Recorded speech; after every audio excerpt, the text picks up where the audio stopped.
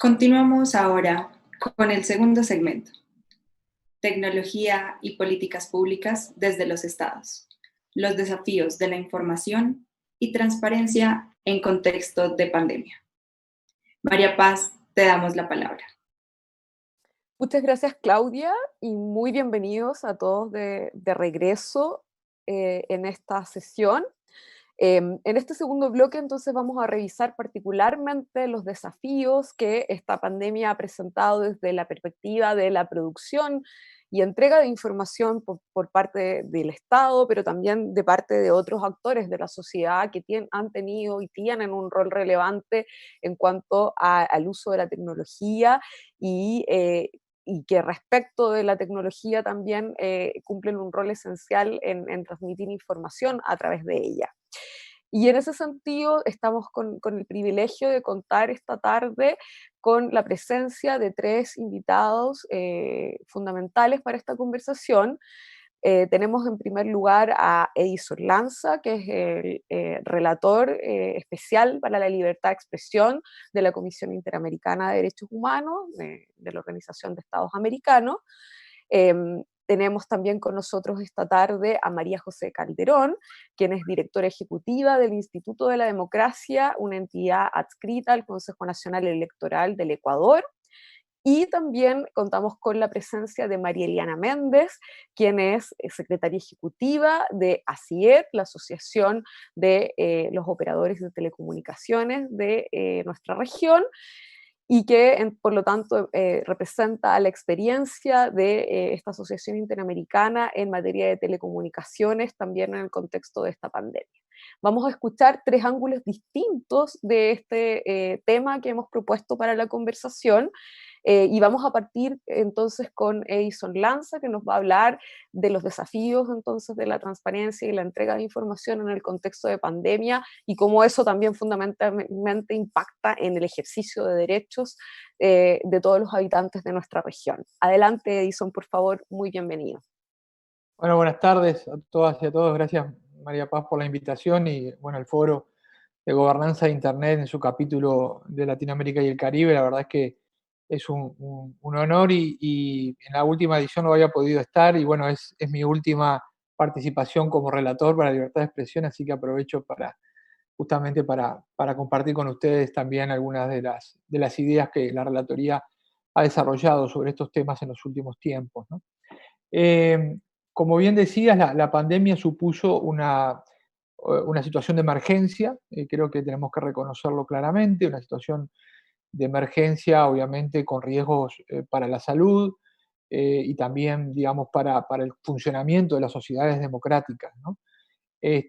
Por razones que, bueno, que todos conocemos, y eso supuso que los estados reaccionaran de, digamos, determinadas maneras. Obviamente, legítimamente tenían el deber de adoptar medidas para enfrentar la pandemia, reducir la circulación, atender los picos o los puntos rojos y también, obviamente, preparar la infraestructura de salud y otros aspectos.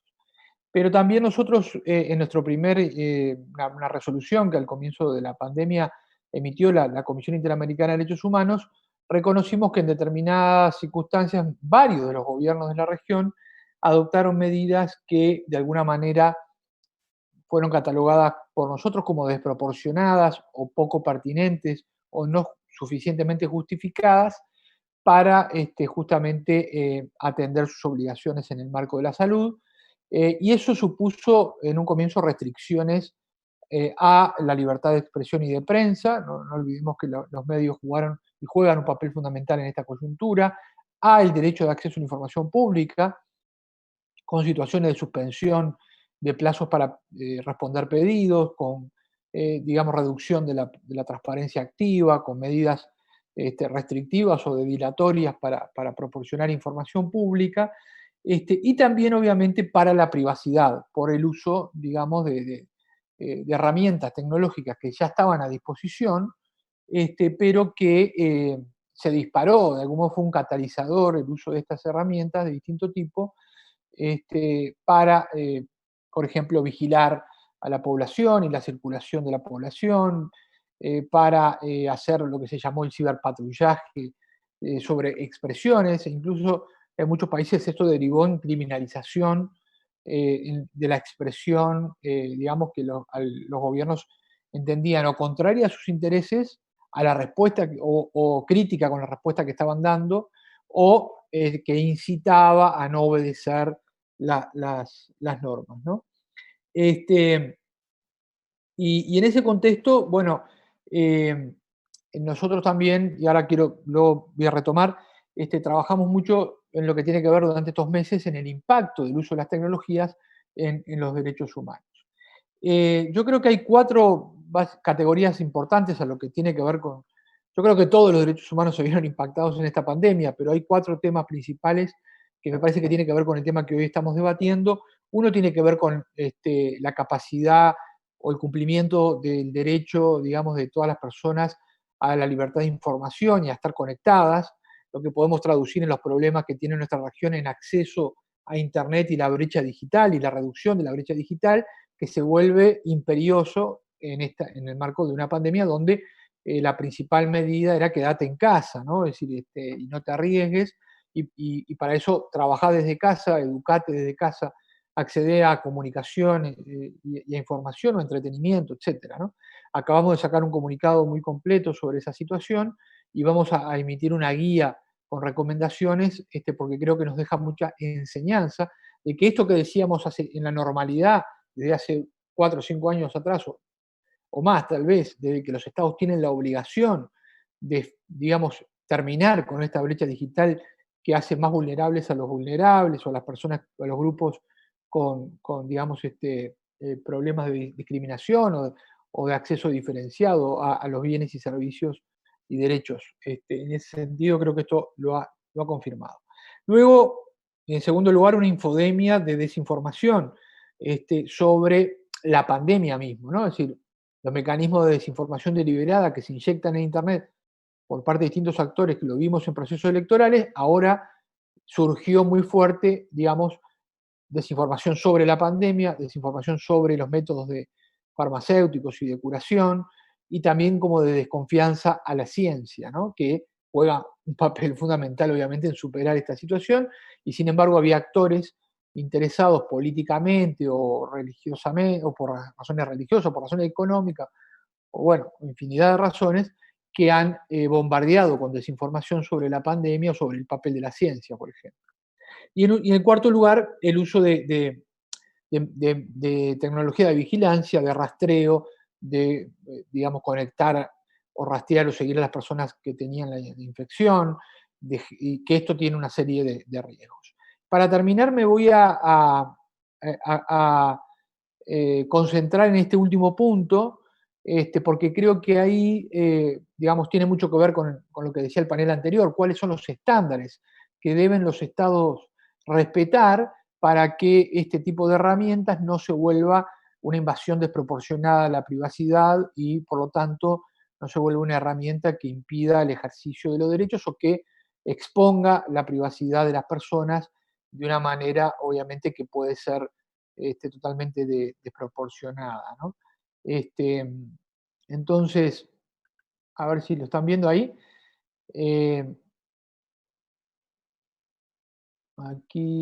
Aquí tenemos, aquí creo que lo están viendo, ¿no? Ahí. Hace poco más de un mes emitimos una directiva sobre derechos humanos y pandemia, y uno de los capítulos, obviamente hay capítulos vinculados al acceso a la salud, al acceso obviamente al consentimiento informado para tratamientos, etcétera, que son un poco el núcleo de los derechos afectados, pero también, y por primera vez en su historia, la Comisión le pidió a la Relatoría que desarrollara este capítulo y fue incluida en la resolución aprobada por la Comisión Interamericana sobre directrices para la protección del derecho a la confidencialidad, la privacidad y el uso de datos personales de las personas con COVID-19. Pero que es el primer desarrollo que tenemos sobre todos los temas de confidencialidad, privacidad y tecnología, y creo que de algún modo puede convertirse en un antecedente para futuros desarrollos. De hecho, lo dejo planteado, le he propuesto a la Comisión que apruebe la extensión explícita del mandato de la relatoría, que además de los temas de libertad de expresión y acceso a la información, también pueda abordar como mandato los temas de privacidad digital y privacidad en el espacio digital. Entonces, bueno, ahí decimos que reconocemos que las aplicaciones de geolocalización y alerta a exposición de COVID, que ustedes en el panel anterior vimos que se desarrollaron por parte de empresas privadas y de los estados, debe estar controlada. Los actores públicos y privados que presten este servicio deben recabar el consentimiento informado de las personas para que, cuyos datos personales van a ser incorporados a la Big Data o a la inteligencia artificial. Esto incluye informar debidamente la finalidad para cuál va a ser utilizada el dato, el tipo de localización de que serán objeto y cuáles autoridades sanitarias, empresas o usuarios compartirán esta información, ¿no? En segundo lugar, realizar una evaluación previa y pública del impacto que tienen estas tecnologías que afectan la privacidad en las personas afectadas, como las herramientas de georreferenciación que se desarrollen para preservar la salud, a los efectos, digamos, de justificar el beneficio de esta herramienta, porque también vimos el riesgo de que es una proliferación de herramientas sin tener muy claro para qué iban a servir y para qué iban a ser útiles. Y realmente, digamos, estamos tratando con derechos fundamentales y por lo tanto hay que explicar que realmente vamos a tener una suerte de injerencia mínima en la privacidad, pero porque va a haber un beneficio explícito y claro mayor, y no por un experimento, digamos, tecnológico de ver cómo funciona y luego no sabemos qué pasa con la colección de esos datos, ¿no? Y asimismo, prevenir la identificación selectiva de las personas, cuidar que estos datos se utilicen estrictamente para el fin necesario de combatir la propagación del virus. En tercer lugar, el almacenamiento de datos de las personas debe estar limitado al fin legítimo de contener y revertir esta situación por el tiempo necesario y desvinculado de la identidad y otros aspectos personalísimos. Y yo creo que ahí ustedes mostraron hoy buenos ejemplos, como de manchas, digamos, geográficas, pero que no se identifican las casas o las personas, que en el caso me acuerdo que de Chile precisamente hubo una identificación, digamos, de los hogares, ¿no? Y asimismo prevenir la identificación selectiva de personas, cuidar que se recaben y utilicen los datos personales solamente para estos fines, ¿no? En cuarto lugar, cuando los estados desarrollen o contraten un sistema de inteligencia artificial con el sector privado para atender la situación, deben asegurarse que la tecnología contratada, incluyendo los algoritmos que se utilizan, cumplan con los principios de no discriminación, de auditoría externa e independiente, del impacto que puedan tener en los derechos humanos, y finalmente los estados no deben utilizar los datos recolectados y utilizados a través de inteligencia artificial para expedir, no sé, certificados de inmunización, generar una diferenciación o un trato injustificado diferente entre personas infectadas y no infectadas, en este caso, pero que se puede aplicar efectivamente a otros campos, ¿no? Así que, digamos, me parece muy buena esta oportunidad y este evento para poder difundir estos estándares, que son recomendaciones que los estados deberían seguir, porque son parte, obviamente, del Sistema Interamericano de Derechos Humanos, y también creo que es un reclamo que con legitimidad nos hacía la sociedad civil de la falta, digamos, de desarrollo de estándares en estos temas puntuales. Muchas gracias, Edison. Sin duda han sido muy bienvenidos desde la sociedad civil este pronunciamiento, que fue además también muy oportuno, al inicio, digamos, de la pandemia, y por lo tanto han sido estándares de excelente guía para la aplicación concreta, digamos, de los gobiernos en la región y para inspirar las acciones también de la sociedad civil y del mundo privado. Ahora vamos a dar paso a María José Calderón, que desde Ecuador nos va a compartir un ángulo levemente distinto de esta conversación, pero una temática que es tremendamente relevante también en este contexto de pandemia, que tiene que ver con cómo igualmente durante este tiempo de pandemia siguen sucediendo los procesos normales, digamos, de los gobiernos y de los estados democráticos. Tienen que seguir habiendo procesos eleccionarios y tienen que haber flujos de información referidos a estos procesos que son de alta relevancia en la región, bueno, para cualquier estado, digamos, en todo el mundo, los procesos eleccionarios son un hito relevante, pero en particular en un contexto en donde veníamos de una realidad con múltiples protestas, estallidos sociales en el tiempo reciente, y que hacen todavía entonces que el contexto de pandemia tenga un sabor distinto respecto de cómo eso interactúa con los contextos eleccionarios. Y ahí, bueno, María José nos va a compartir un poco desde su trabajo que está desarrollando en Ecuador, pero es una experiencia que podemos ver que puede ser útil y replicable en muchos de los países de la región que se van a estar enfrentando o se han estado enfrentando estos procesos eleccionarios durante el tiempo de pandemia. Así que muchas gracias, María José, adelante. Muchas gracias, es un honor para mí compartir con ustedes el día de hoy. Un saludo desde Quito, desde el Instituto de la Democracia. Somos una entidad académica adscrita al Consejo Nacional Electoral. Lo que me encantaría y quisiera compartir con ustedes y quisiera solicitar a Edison quizás que me permita compartir la presentación es un poco, listo, gracias. Es un poco hacerles un recuento de lo que la autoridad electoral se ha enfrentado durante estos meses, ¿no es cierto?, para preparar un proceso electoral, una elección en un país como el nuestro, donde las elecciones son obligatorias. Esto quiere decir que si un ciudadano no va a sufragar, tiene una multa, esto no se puede cambiar. Y evidentemente, en mitad de una pandemia, esto implicaba una serie de riesgos muy importantes. ¿Qué es lo que nosotros, les voy a dejar con esta idea final, es que nos dimos cuenta que, bien o mal, la norma se quedó corta ante las inmensas necesidades, ¿no es cierto?, que nos tocó enfrentar, tanto como procesos de democracia interna, que voy a hablar en un momento, dentro de las mismas organizaciones políticas, hasta cuestiones quizás más sofisticadas como justamente transferencia de información, el acto mismo del sufragio, la posibilidad de cambiar los sistemas mediante, nosotros tenemos la opción constitucionalmente y jurídicamente de tener voto telemático.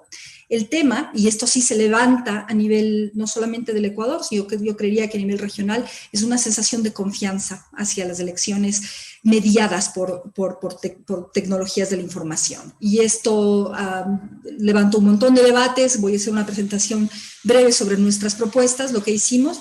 Es más, en este momento vamos a arrancar. Y bueno, un poco para ponernos en contexto, aunque ya lo han tocado anteriormente, nosotros nos enfrentamos con algunos desafíos, ¿verdad? Todos conocemos el momento en que arranca el 11 de marzo, ¿verdad? La pandemia convirtiéndose en la primera crisis humanitaria a nivel global del siglo XXI. En el Ecuador tenemos un proceso que fue bastante sui generis. Yo creía que somos también paradigmáticos en la región. La ciudad de Guayaquil, por ejemplo, registra el primer caso. Sin embargo, luego de algunas investigaciones epidemiológicas se descubre que básicamente el Ecuador era uno de los primeros países en América Latina y se coordinaban las fechas con lo que había sucedido en Italia en un momento dado, y por eso tuvimos un brote tan significativo, ¿verdad? En la actualidad hay cifras oficiales que dicen una cosa, que esto también fue sujeto de mucha crítica, y tenemos la realidad, ¿no es cierto?, de las defunciones que triplicaban, cuatriplicaban las cifras oficiales. ¿Qué es lo que la autoridad electoral se enfrenta? Básicamente, en ese momento, muchos de los procesos electorales se suspendieron. En el mes de abril, por ejemplo, uno grande, que eran seccionales en Francia, se suspendieron. Lo propio también Estados Unidos no lo suspendió, pero trató de activar otras formas, ¿no es cierto?, de sufragio que también fueron puestas en evidencia. Y una vez más topamos el fondo, y es hasta qué punto la mediación nos vuelve más críticos o ponemos una dosis importante de confianza en las instituciones. Lo propio aquí tenemos una lista de la mayor parte de países donde se suspendió, donde se largaron o bien estuvieron pendientes las decisiones sobre los procesos electorales. ¿Okay? El factor económico es un factor fundamental. Estamos viviendo quizás una de las más grandes crisis del siglo financieras. El Ecuador no es una excepción. Un proceso electoral obligatorio es un proceso sumamente caro, todos ustedes lo pueden imaginar, es un proceso logístico complejo, desplazamientos, etcétera, que implica además el añadido de todos los protocolos de bioseguridad para al menos garantizar un mínimo de contagio, ¿verdad? Entonces, los objetivos de la autoridad electoral en su momento era precautelar la salud de las personas y sostener el sistema democrático brindando las condiciones mínimas para que estos resultados sean sobre todo fiables. Quiero además honestamente decirlo que estamos en un momento político muy tenso. Las elecciones siempre son tenemos una mezcla de esperanza redentora y al mismo tiempo de muchísimo miedo. Entonces, todos los días hay eventos que básicamente nos cambian la forma en cómo uno siente o vive el proceso electoral. El Ecuador no es una excepción. Las disposiciones electorales, como están hasta la fecha, mantienen la norma porque según la ley, y esto pasa en todos los países de América Latina, uno no puede cambiar las reglas del juego el año antes de una elección. Y nosotros recientemente, la Asamblea Nacional sancionó la última modificación de la ley justo a principios de febrero del 2020, justo a unas pocas semanas de declarada la pandemia. Por lo que en ningún momento se podía cambiar algunos de las normas que ya estaban establecidas, pero sí se podían adaptar, ¿no es cierto?, ciertas alternativas. Una de ellas era justamente blockchain y fue sugerida para las circunscripciones electorales más grandes y aquellas más afectadas por la pandemia, las ciudades de Quito y Guayaquil, por ejemplo. Ustedes conocen mejor que nadie cómo funciona el sistema de blockchain y por qué era interesante ponerlo o elevarlo, hacia la categoría de política. Es decir, nosotros tenemos que confiar de alguna forma, no solo en las instituciones electorales, sino también confiar unos a otros, en los partidos políticos, en el sistema político, ¿no es cierto?, y en los ciudadanos que son capaces de tomar decisiones sin riesgo y sin miedo. Y esto es algo que parece clásico en América Latina y es esa sensación de que no confiamos en nuestros procesos electorales. Esta propuesta básicamente también fue discutida, fue debatida entre actores políticos, las autoridades electorales, etc.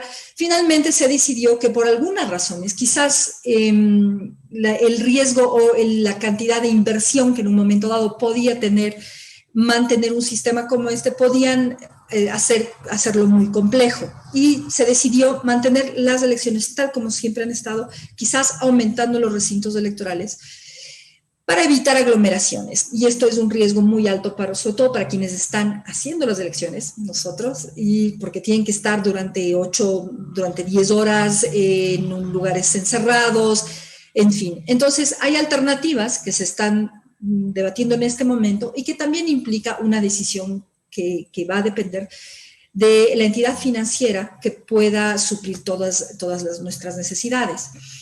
¿Qué es lo que, bueno, aquí tenemos un ejemplo de procesos exitosos, pero lo que nosotros analizamos conversando con otras entidades académicas similares a la nuestra de toda América Latina, es justamente el debate que existe sobre la confianza. Y esto es lo primero que nos develó la pandemia. No confío en nada que tenga que ver con una mediación, sobre todo en política, porque en política tengo que mirar a los ojos a mi contendor, tengo que mirar a los ojos a mis electores, a mis militantes, tengo que confiar, que sientan que estoy frente a ellos, ¿verdad? Y así asegurar su voto.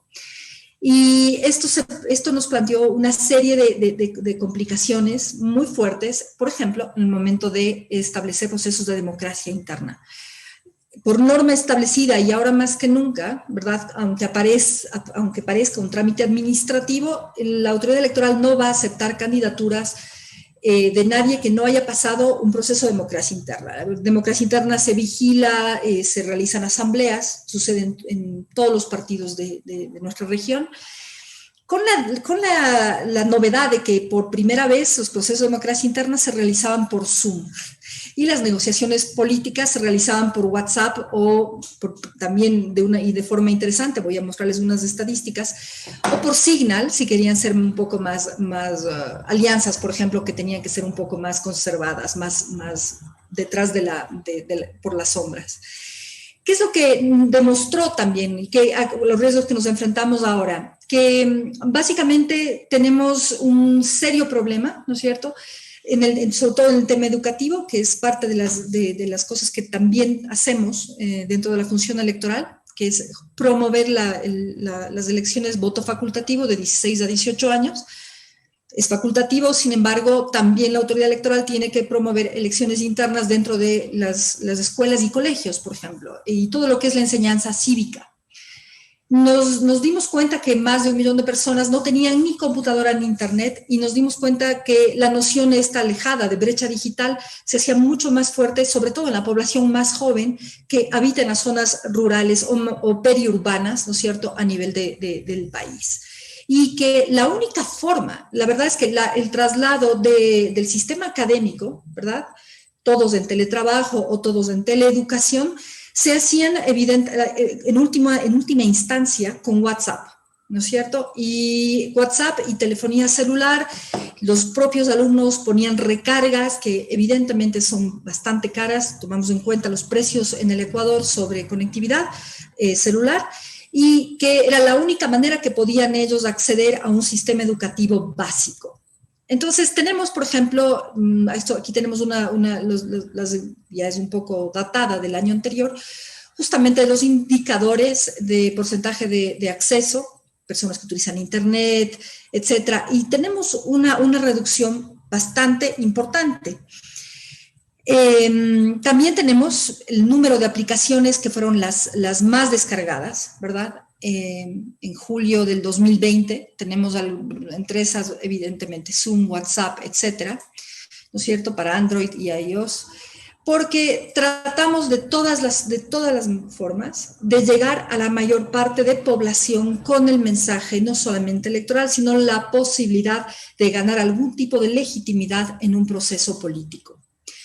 El sistema de educación, como les mencionaba, está también, si bien es cierto el voto es optativo de 16 a 18 años, dentro del Sistema Nacional de Educación consta una carga académica importante hacia la noción de llevar a cabo una elección de consejo estudiantil, cuestiones básicas, etcétera, que también las organiza la función electoral. Y que por primera vez tenía que migrar hacia un dispositivo y tenían que, una vez más, encontrar de alguna forma esa noción de confianza en los electores, en los ciudadanos, etc. Aquí tengo un pequeño ejemplo que acaba de suceder hace poco y les dejo más bien con las grandes interrogantes de las cuales nos vamos a enfrentar próximamente. Y esto tiene que ver con los procesos de elecciones y democracia interna que acaba de terminar en el Ecuador hace pocos días, ¿sí? Las elecciones primarias tienen que hacer en asamblea. Entonces, las asambleas se trasladaron, como les mencionaba, a otros espacios digitales. ¿Cuáles fueron los grandes riesgos? La mayor parte de partidos tradicionales de larga data, donde los líderes son personas quizás mayores, no encontraban o más bien entendían que esto era un impedimento hacia nuestras formas tradicionales de hacer política. Y las formas tradicionales, como les mencioné hace un momento, son cara a cara. Esto es lo que nos enfrenta. Esos eran los grandes riesgos a los que nos enfrentábamos.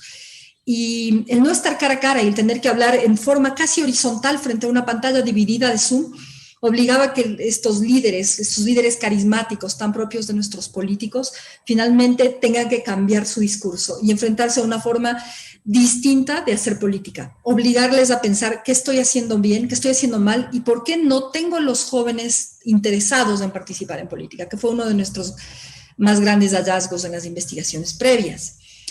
La prohibición, evidentemente, de reunión de asociación, seguimos en estado de excepción hasta el día 12 de septiembre en este país. Hay limitaciones, máximo 20 personas, ¿no es cierto? Impiden que se hagan grandes eventos o lo que nosotros tradicionalmente hacíamos, y lo hacemos hasta hace poco, que es la aceptación de una candidatura política. Una aceptación por norma expresa y explícita, y esto no ha cambiado desde que el Ecuador es una república, se hace personalmente. En un momento dado, en el antiguo tribunal electoral, sucede igual en la mayor parte, sino todos nuestros países en América Latina, y se hace debido a la formalidad del caso, justamente a esa noción de legitimidad política que aparentemente hoy, y la pandemia también arrasó. Entonces, sucedió algo, este es un ejemplo, claro, el expresidente Rafael Correa quería inscribirse como binomio, o sea, él como vicepresidente, de forma virtual con un iPad. Entonces, su hermana, que es la que está firmando en este momento en el Consejo Nacional Electoral, cuando fueron a inscribir su candidatura, llevaba el iPad en la mano junto con un montón de militantes, o sea, donde no existe distancia social y todas las cuestiones que siempre nos ponen un poco nerviosos cuando salimos y vemos aglomeraciones, ¿verdad? Que evidentemente están prohibidos, pero que es parte de los, o sea, prohibir a la gente que tenga este tipo de reuniones en un proceso político, en mitad de un proceso político, es muy complejo. A la final esto evidentemente no pasó, no se sancionó, no se aceptó, porque es un trámite aparentemente que se vuelve administrativo, ¿no es cierto?, pero que es sumamente poderoso porque es casi como un checklist. Y si es que este partido no toma en cuenta estas nociones como procesos de democracia interna que se hacían por Zoom por primera vez, y donde los líderes carismáticos finalmente tenían que trasladar su carisma a una pantalla, cambió absolutamente la forma de hacer política. Esta imagen, que de hecho fue el día de ayer, esto es al frente de donde yo estoy hablándoles en este momento, había esta aglomeración, estaba cerrado todo, ¿verdad? Justamente por otro partido político, ¿sí? Y por el partido político del expresidente Rafael Correa. Entonces, un poco para concluir, y agradezco muchísimo que me hayan dado esta oportunidad, nosotros quiero recordarles también que tenemos otros riesgos, y son los riesgos que van a venir de la mano con lo que mencionó Edison hace un momento, que tiene que ver con la normativa, y la normativa de control hacia la información, hacia la desinformación y a la campaña electoral, que no le hemos tocado en este momento, pero que he tenido la oportunidad de conversar con algunos de ustedes como miembros importantes de la comunidad, y a lo que sí me interesa y llamo la atención porque es súper importante evitar que cualquier tipo de exceso de control, ¿no es cierto? Abuso de cualquier norma, etcétera, porque básicamente ahora la campaña, evidentemente, va a pasar por un dispositivo. Sin más, con esto quiero concluir mi presentación. Muchas gracias. A nombre del Instituto de la Democracia, por favor, síganos. Y estoy presta para escuchar sus preguntas. Muchas gracias, María José. Vamos a dar paso ahora a María Eliana Méndez, como nuestra última expositora de este bloque, que nos va a hablar nuevamente de otro ángulo distinto desde la perspectiva de la protección de derechos humanos en el contexto de pandemia y la interacción de la tecnología con el ejercicio de derechos, más desde la perspectiva de cómo la tecnología también puede aportar para la recuperación económica y la importancia para poder generar una nueva gama de actividades durante la pandemia, que también se vincula, digamos, con estas innovaciones que María José estaba hablando recién, así como la política tuvo que innovar y aprender a hacer cosas vía plataformas como las que ella mencionó.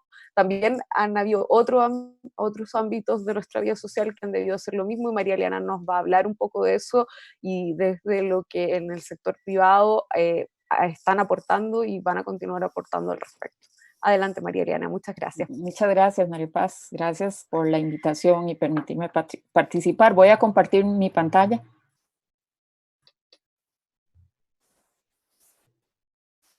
¿Sí la ven ahí?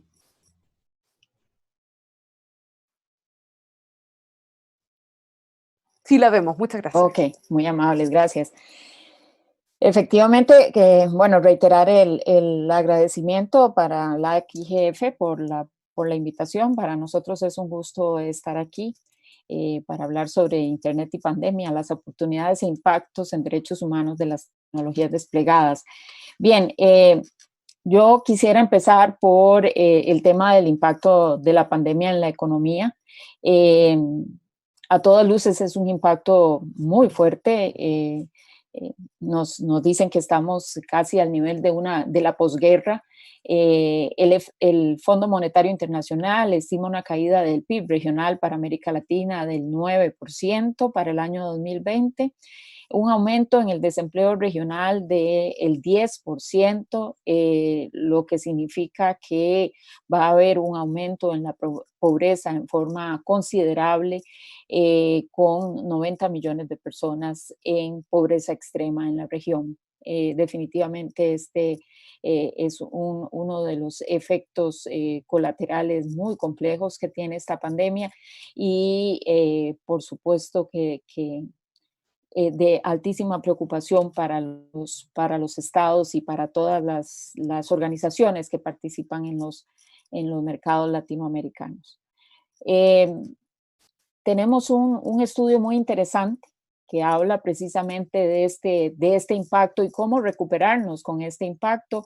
Se llama El estado de la digitalización en América Latina frente al COVID-19. Es una publicación de la CAF, hecho por el doctor Raúl Katz y otros economistas muy renombrados. Y aquí podemos ver que si se establece una relación entre el índice de digitalización de la producción y el impacto negativo de la pandemia sobre el PIB, se puede concluir que a mayor digitalización, menor impacto económico negativo en el mediano y largo plazo.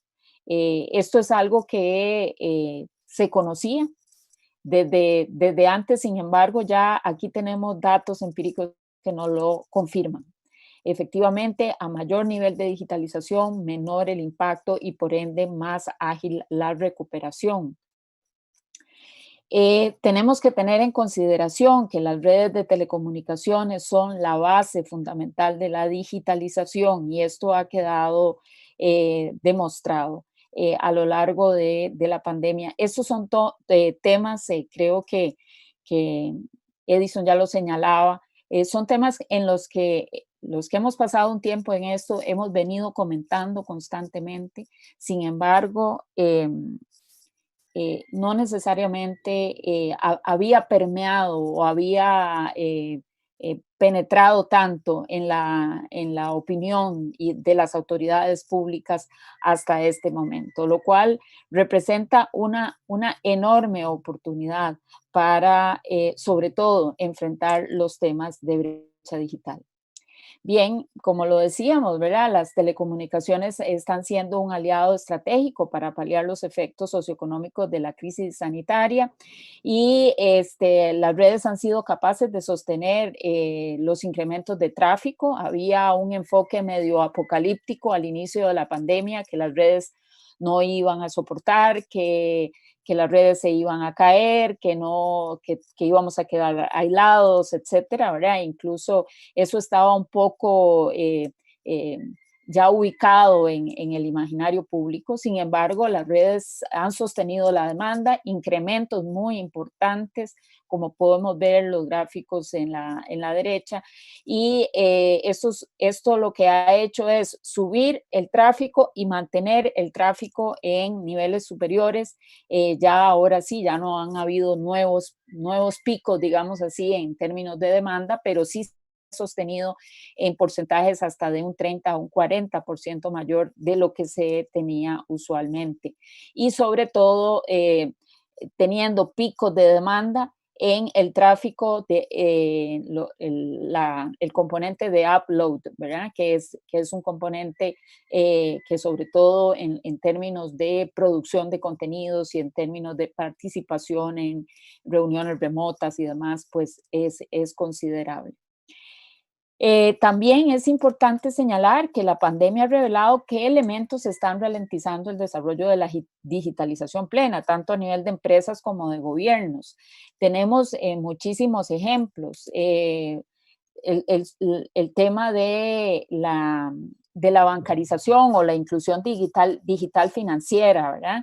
En algunos países hubo que cerrar los puestos donde se vendían las recargas y en el momento en que esto sucedió, las personas no tenían manera, no tenían acceso a los sistemas digitales bancarios para poder hacer recargas a sus teléfonos. Eso fue un problema que se presentó. En otros casos, las firmas digitales, aunque existen firmas digitales en los países, estas firmas digitales no necesariamente eran válidas para poder tramitar temas de publicación legal, por ejemplo, cosas de ese tipo. Y eso significaba que las personas tenían que salir de sus casas e ir a las oficinas para poner una firma física. También vemos temas como el tema educativo. O sea, se ha hablado mucho sobre la diferencia y y el tema de brecha digital en el sector educativo, y estamos totalmente conscientes y claros de eso, pero también habían elementos dentro de los procesos educativos per se que no estaban preparados para la digitalización, también la formación de capacidades en las maestras y maestros que estaban enseñando. Es decir, han habido una serie de elementos que no solo están del lado de las autoridades digitales, sino también del lado de otras autoridades que realmente reflejan que esta pandemia ha visualizado, y que no solo ha visualizado, en muchos casos, dichosamente, se ha acelerado su solución, y en otros casos hay trabajo que hacer en esta materia. Definitivamente la experiencia, toda esta que les expliqué ahora y otras muchas más, debe aquilatarse y servir de punto de apoyo para reformas positivas en el ecosistema. Señalo, por ejemplo, que hubo elementos regulatorios que se flexibilizaron. Se flexibilizaron la entrega de algunos reportes, se flexibilizó algunos temas relacionados con pagos directos a las autoridades, etcétera, y que fueron posibles, que no afectaron el servicio, que permitieron un proceso de alivio hacia las finanzas, tanto de los operadores como de los usuarios. Es decir, esto también nos pone de manifiesto que sí somos capaces de dialogar efectivamente, que somos capaces de acercarnos, tanto la industria como las autoridades locales, para buscar soluciones conjuntas que sean buenas para todas las partes que participan en el proceso de conectividad digital. También importante señalar que hay que mantener un equilibrio y un proceso de sostenibilidad de la industria. Sostener la conectividad es un papel de todos y todas, eso es vital. Hay incluso en Colombia una campaña que así lo define. ¿Y por qué digo esto? Porque muchas de las medidas que se tomaron de facilitar la conectividad y de no cortar los servicios no fueron medidas focalizadas hacia las personas que realmente ocupaban en estas condiciones eso, sino que fue una condición generalizada. Y en esta condición generalizada, por supuesto que entra un debilitamiento del flujo de caja necesario para poder hacer las inversiones que sostenían el tráfico en aumento en esto. Además, un cambio en el tráfico porque se tenían redes que estaban reforzadas del lado de las industrias, empresas, condominios de oficina, y lo que se volcó la demanda se volcó hacia las áreas residenciales. Entonces hubo que hacer ajustes también a esto. Entonces, realmente aquí hay una enseñanza de fondo, que es que la posibilidad de acercarse entre las múltiples partes existe, que las ayudas deben existir, pero deben focalizarse, que la universalización de los servicios es un imperativo ético y que ese imperativo ético debe acometerse entre todas y todas las personas que nos involucramos en los temas. O sea, todos los usuarios deben también tener claro que si tienen la posibilidad de pagar su servicio, hay otras personas que requieren de ese pago para poder sostener su conectividad, y son elementos de solidaridad que deben meterse también en la ecuación. Por supuesto, como decíamos, ¿verdad? Los no conectados son los que están sufriendo más en esta crisis. Es algo que también hemos venido diciendo desde hace muchísimo tiempo, pero hoy viene la pandemia y nos lo presenta de la forma más cruda, diría yo.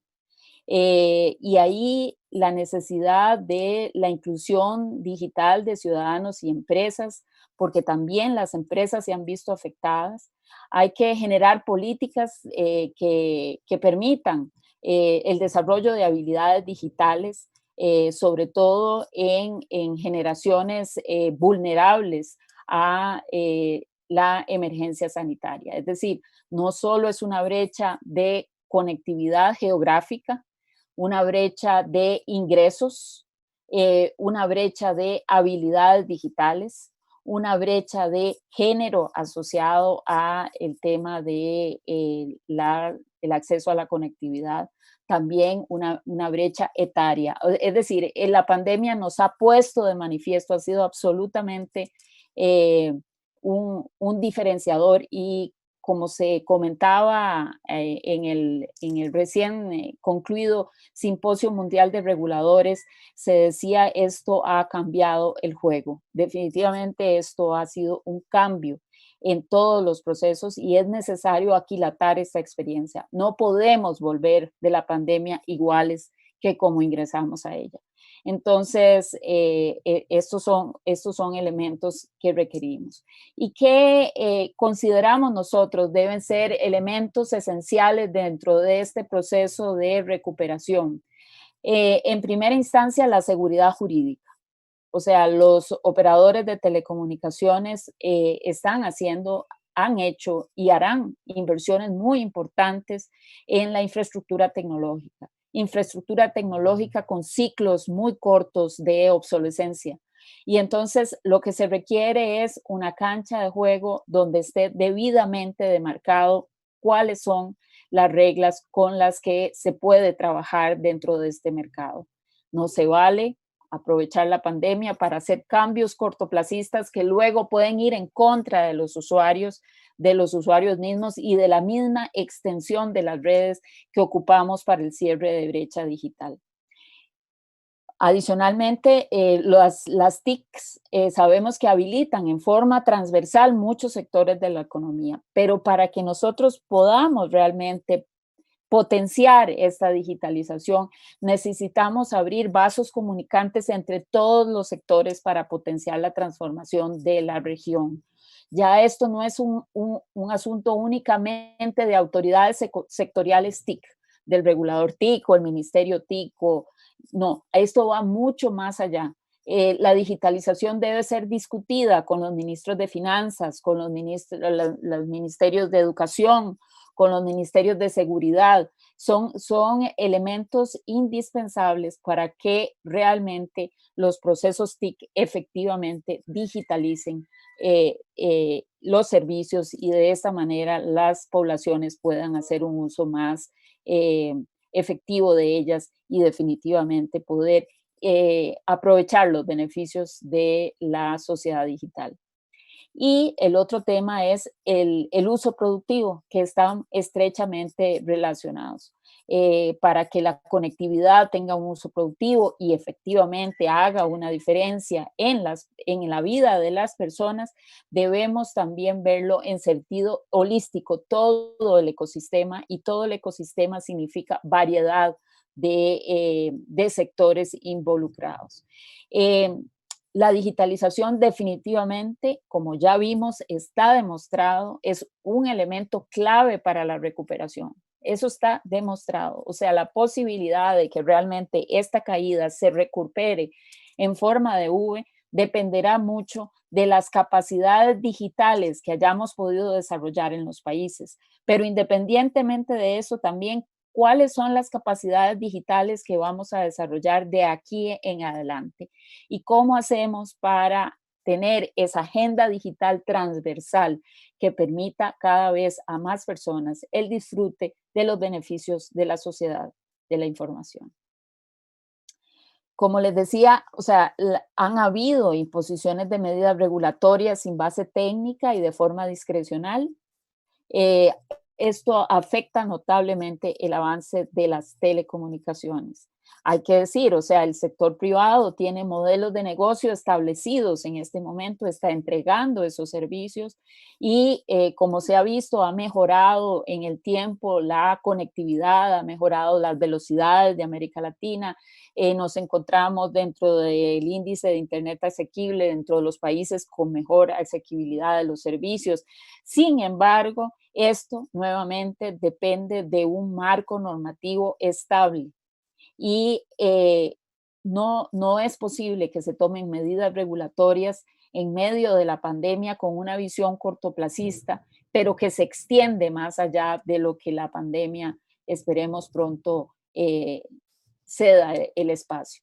O sea, las medidas regulatorias deben ser medidas con un balance técnico y que efectivamente busquen la promoción y el impulso a la conectividad. Y así nuevamente lo vemos en otros países de otras regiones donde los reguladores efectivamente están en el proceso de cómo promovemos que esto cada vez avance más. Muchas gracias, María Eliana. Me estaba saltando la mitad de conclusiones. Sí, Perdón, sí, me falta una pantallita, no nada más. Entonces, yo creo que estos espacios son los correctos. Debemos iniciar un proceso de reflexión conjunta entre todas las partes para buscar el cierre de la brecha digital. La colaboración público-privada debería estar en el centro de esto. Debería ser el lanzamiento de una nueva generación de alianzas que nos permita reimaginar la nueva normalidad y cómo vamos a integrarnos a ellas. Y por supuesto, la digitalización va a fortalecer la resiliencia no solo de las ciudades, de las personas, de los trabajos, para enfrentarnos a temas como los que lamentablemente hemos tenido que vivir en los últimos meses. Les agradecemos mucho la atención y estamos a la orden para las preguntas. Muchas gracias, María Eliana, y muchas gracias a todos los panelistas de este segmento. Creo que tenemos 2 preguntas de la audiencia, así que le doy paso a Elía Hernández, que es nuestra moderadora de preguntas y respuestas, para que las pueda presentar a los panelistas. Adelante, Elía. Muchas gracias, María Paz. Tenemos una pregunta de parte de Reinaldo Alonso, creo que va dirigida a cualquiera de los expositores, y señala cómo aprecia la comunidad el uso de las redes sociales de los diferentes actores para alcanzar mayor acceso, alcance y transparencia. No sé quién de los expositores quiera responder esta pregunta.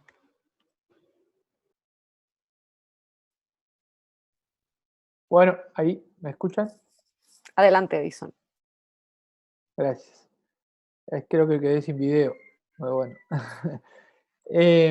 No, yo creo que sí, es una buena pregunta. El uso de las redes sociales durante la pandemia ha sido muy debatido.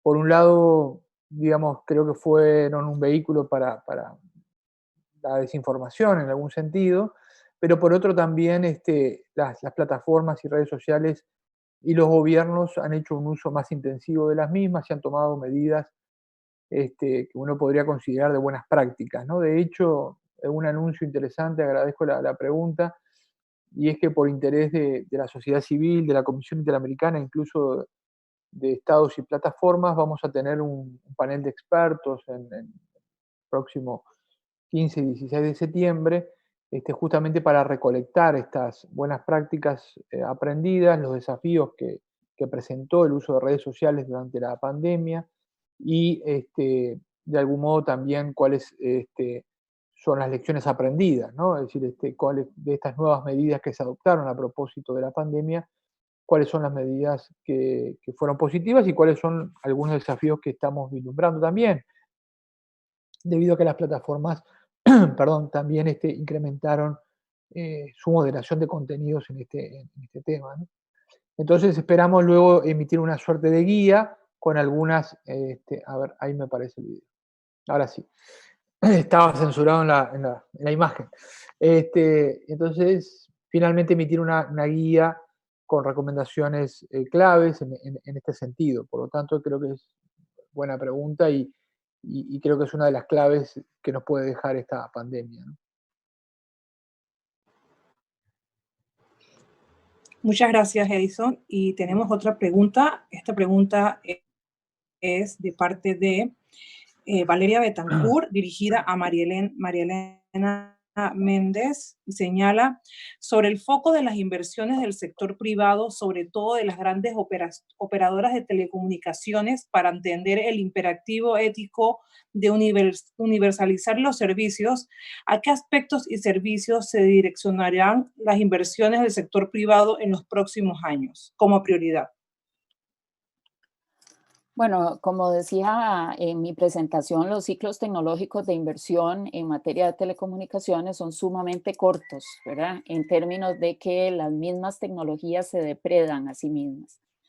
Definitivamente, cuando hablamos de imperativo ético, es algo que hemos venido trabajando desde hace muchísimos años a nivel de la asociación y a nivel de muchos entornos de discusión. ¿Por qué es esto? Yo creo que es necesario, definitivamente, que las inversiones del sector privado sigan extendiéndose en términos de conectividad fija y conectividad móvil. Por supuesto, se requiere un esfuerzo adicional para extender las redes de fibra, porque las redes de fibra deberían empezar a salir de las zonas densamente pobladas y extenderse a las zonas medianamente pobladas, donde podrían tener también servicios de mayor velocidad y además más resilientes en términos de la provisión misma del servicio. Pero hay un tema adicional y el tema quedó muy claro, incluso Edison lo mencionó en su introducción, y es que son los estados los que deben garantizar la conectividad de las personas. Pero estos estados deben hacerlo apropiadamente y esto se ha derivado a fondos de servicio universal que tienen en muchos países mucho dinero que no, por una u otra razón de diferente tipo, algunas en términos económicos, otros por temas asociados a una fuerte burocracia alrededor de la posibilidad de inversión y demás. Yo creo que ahí hay un elemento clave para el cierre de la brecha digital y es establecer proyectos transversales apoyados desde el más alto nivel gubernamental que permita aplicar apropiadamente estos fondos de servicio universal y en complemento a la inversión privada en estas zonas que se saben que son zonas no rentables, en ese complemento se desarrollen las redes necesarias para conectar cada vez a más personas. Como dijimos, las brechas digitales han evolucionado. Ya no nos quedamos solo en esa forma, no solo en el elemento geográfico de la brecha digital, que es cuando hay poca demanda, ¿cómo hago yo para llevar redes ahí? Bueno, con complemento de inversión del Estado. Pero además hay otras brechas que se han ido generando. Y esas brechas en gran medida son responsabilidad directa de los estados. Podría haber también dentro de los programas de servicio universal programas específicos para cierre de brecha por vulnerabilidad de ingresos. Hace poco CEPAL saca un informe que debería haber una canasta digital básica que también los estados podrían subsidiar a efectos de que todas las personas tengan acceso a ellas. Asimismo, entramos en otro tipo de brechas. ¿Con esto qué quiero decir? En la lógica de un operador de mercado, invertirá en todos aquellos lugares, en todas aquellas tecnologías y servicios que tengan mercado y que puedan redituarles. En la medida en que yo bajo los costos, yo Estado bajo los costos para que las redes se puedan extender y esos modelos de negocio puedan seguir extendiéndose por cuenta propia. Pero llegará el punto donde en esas condiciones de alta ruralidad o bien por problemas de vulnerabilidad de ingresos, ahí es donde se deben aplicar los fondos públicos y para eso están los fondos de servicio universal. Y esto le conviene a todas las partes. Pero por supuesto tienen que haber elementos asociados al desarrollo de habilidades digitales, al desarrollo de la posibilidad de que las personas hagan uso productivo y que efectivamente vuelvan sus vidas y sus trabajos más resilientes a este tipo de emergencias como la que decía, lamentablemente nos ha tocado enfrentar. Muchas gracias, María Eliana, muchas gracias, Lía, por la intervención con las preguntas. Creo que en tu última respuesta adelantaste varias de las preguntas adicionales que todavía quedaban pendientes en el chat de algunos participantes acerca de nuevas aproximaciones y modelos de negocio. Vamos a darle cierre ya a la sesión en este punto, porque nos hemos extendido un poco. Agradecemos toda la audiencia que hemos tenido, agradecemos a los panelistas interesantísimos que hemos tenido en la conversación de hoy, con diferentes ángulos, en donde si hacemos un repaso de los dos bloques de la sesión de hoy, vimos en primer lugar consideraciones del uso de la tecnología en el contexto de pandemia, que tenían que ver con el uso intensivo de datos y las posibilidades que eso nos brindaba en términos de efectividad de enfrentar la emergencia, pero también algunos riesgos para el ejercicio de derechos, particularmente la privacidad. Y en el segundo bloque ya nos adentramos a analizar un espectro muchísimo más amplio de impactos que también la tecnología está teniendo en este contexto de pandemia, que van más allá simplemente del tema de privacidad, que puede ser el más evidente y el que más se ha discutido muchas veces durante estos meses, y darnos cuenta cómo la pandemia también ha generado impactos relevantes en la interacción y en el ejercicio de otros derechos humanos, derechos económicos, sociales y culturales, y también la libertad de expresión, el derecho a reunión, los derechos políticos, etcétera, y por lo tanto múltiples aprendizajes que se recogen de este periodo tan difícil, pero que esperemos nos deje fortalecidos en nuestra relación de equilibrio de una tecnología al servicio del ser humano. Muchas gracias a todos y los invito a que puedan unirse mañana a las sesiones de este LAC IGF número 13, que también presentan interesantísimos temas que nuestra presentadora nos va a adelantar y nos va a dejar invitados. Muchísimas gracias, yo me despido aquí. Muchísimas gracias, María Paz. Así es. Gracias a todos los que participaron en este panel y a las cerca de 200 personas que estuvieron conectadas y estuvieron siguiendo esta primera jornada del LAC IGF 13. Les invitamos a continuar mañana con temas tales como transformación digital, aceleración y uso de nuevas tecnologías en un mundo post-COVID, y cómo conectar a los desconectados, desafíos en infraestructura y regulación desde los ODS a los desafíos de pandemia en LATAM. Los esperamos mañana a las 14 UTC. Muchas gracias.